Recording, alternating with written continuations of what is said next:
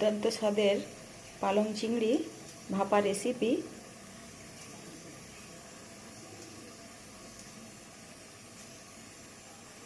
বন্ধুরা নমস্কার বন্ধুরা, সবাই কেমন আছেন? আশা করছি সবাই খুব ভালো আছেন। আবারও আজকে চলে এসেছি একটা দারুণ সাথে রেসিপি নিয়েছি ছোটো ছোটো চিংড়ি মাছ আর কিছু মশলা নিয়েছি, আদা রসুন পেঁয়াজ টমেটো। আজকে রেসিপি শুরু করা যাক। প্রথমে গ্যাসে একটা ফ্রাইং প্যান বসিয়ে দিয়েছি। আমি একটা মশলা তৈরি করে নেব। দিয়ে দিলাম সরষের তেল। প্রথমে দিয়ে দেবো পেঁয়াজটাকে একটু ভেজে নেব। এখন এর মধ্যে দিয়ে দেবো 6-7 কোয়া রসুন। এই রসুনটাকে দিয়ে একটু ভালো করে ভেজে নেব। অল্প একটু চিংড়ি মাছ দিয়ে এত সুন্দর রেসিপি বানানো যায়, আপনারা একবার এভাবে বানিয়ে দেখবেন। খেতেও যেরকম সুন্দর হয় আর চটপট তৈরিও হয়ে যায়। আদাটাও দিয়ে দিলাম। এরপর কেটে রাখা টমেটোগুলো দিয়ে দেবো। দিয়ে সব কিছুকে ভালো করে একটু ভেজে নেব। আমার সব কিছু এগুলো ভালো করে ভাজা হয়ে গিয়েছে। এইটাকে আমি এখন ঠান্ডা করে নেব। নিয়ে মিক্সার মেশিনে একটা ভালো করে পেস্ট বানিয়ে নেব। এখানে মিক্সির মধ্যে সব আমি নিয়ে নিচ্ছি। এটাকে একটা সুন্দর পেস্ট বানিয়ে নেব। এখানে আমি নিয়ে নিয়েছি তাজা তাজা পালং শাক। এই পালং শাকটা দিয়ে আমি এদিকে চিংড়ি মাছটা বানাবো। এই পালং শাকের এই পাতার যে অংশগুলো, এই অংশগুলো আমি পাতাগুলো নিয়ে নেব। এই ডাঁটা কিছু নেবই না, শুধু এই পাতা কয়েকটা নিয়ে নেব। আমি এখানে পাতাগুলোকে নিয়ে নিয়েছি। দেখতে পাচ্ছি একদম টাটকা তাজা পাতা, একদম টাটকা টাটকা পালং শাকের পাতা, খুব সুন্দর লাগবে খেতে। নিয়ে নিয়েছি। এটাকে ধুয়ে পরিষ্কার করে নেব। এনে সব শাকটাকে আমি পরিষ্কার করে একদম ধুয়ে নিয়েছি।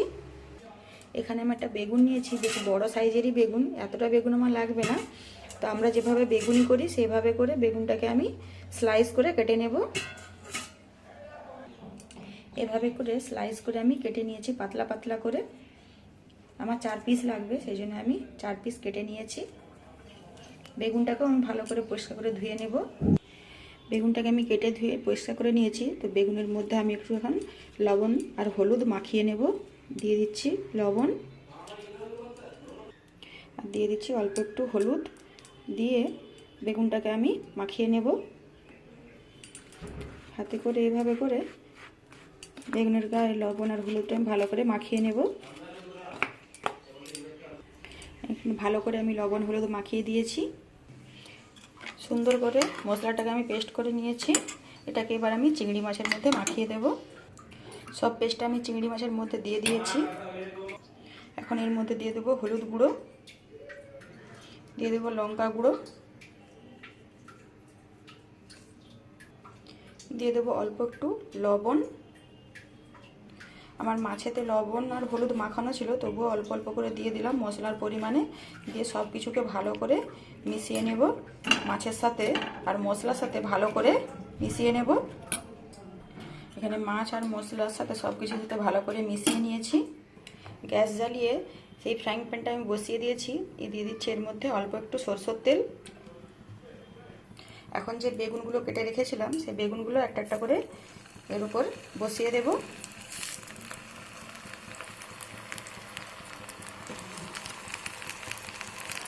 বেগুনগুলোকে দিয়ে দিলাম। এখন এর উপর দিয়ে দেবো যে পালং শাক কেটে রেখেছিলাম, সেই পালং শাকের পাতাগুলো এভাবে করে দিয়ে দেব।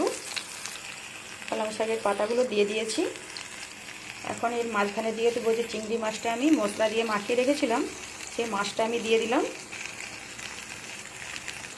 দিয়ে মাছটাকে আমি একটু এভাবে করে ছড়িয়ে দেব পাতার উপরে।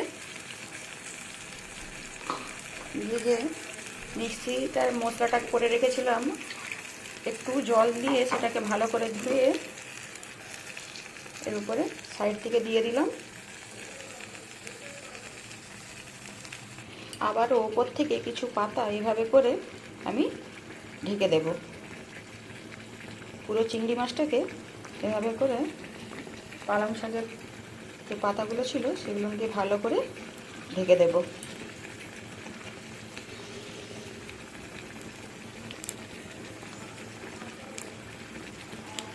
ভালো করে ঢেকে দিয়েছি। এবার এটাকে আমি হতে দেব 4-5 মিনিট। ওপর থেকে একটু লবণ এভাবে করে ছড়িয়ে দেব।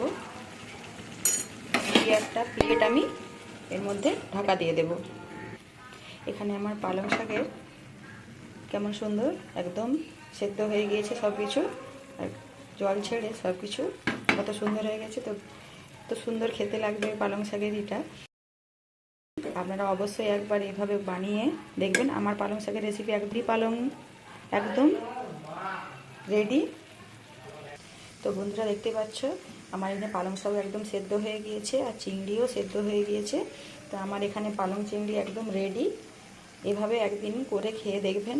সব দিনই তো এমনি চিংড়ি দিয়ে পালং শাক দিয়ে করা হয়, কিন্তু এইভাবে করে একবার খেয়ে দেখবেন, খুব সুন্দর হয় খেতে, দুর্দান্ত স্বাদ খেতে হয়।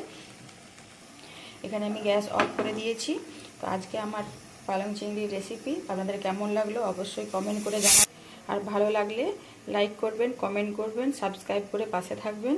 সবাই ভালো থাকবেন, সবাই সুস্থ থাকবেন। আবারও আপনাদের সাথে দেখা হবে অন্য কোনো দিন নতুন কোনো রেসিপি নিয়ে।